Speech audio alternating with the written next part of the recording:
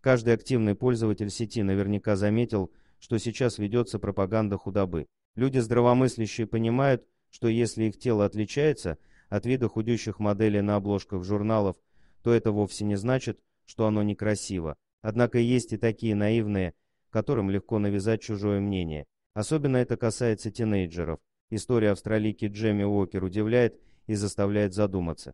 Когда девочке было 14 лет, ее доставили в больницу с диагнозом анорексия и булимия, вызванные на почве нервных расстройств и депрессий. Когда она находилась в реанимации, ее вес достиг критической отметки, в 26 килограмм врачи не давали ей больше 48 часов, настолько тяжелым было состояние пациентки. Как признался отец Джемми, каждое утро он просыпался и бежал проверять, дышит ли их дочь. Процесс восстановления тоже не был гладким. Сначала Джемми начала впихивать в себя еду.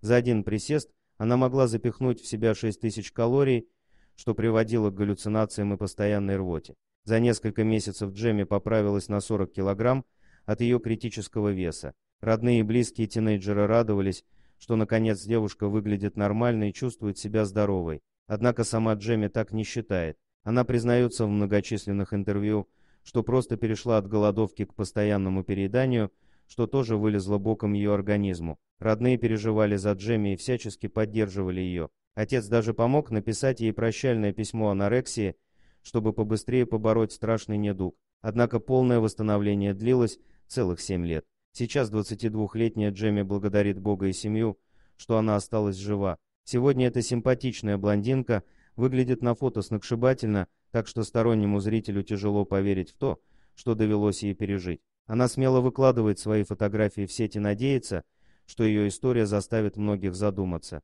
Сейчас она полна энергии и преисполнена надежды, заявляет отец бедной девочки. Мы уже не думали, что когда-либо увидим нашу дочку такой, какой она была раньше. Надеемся, что фотографии девушки, которая преодолела ужасную болезнь, станут для многих останавливающим фактором на пути к фанатическому похудению. Дорогие друзья, если вам понравилось видео, поставьте лайк, а также подписывайтесь на канал, где найдете еще много интересного.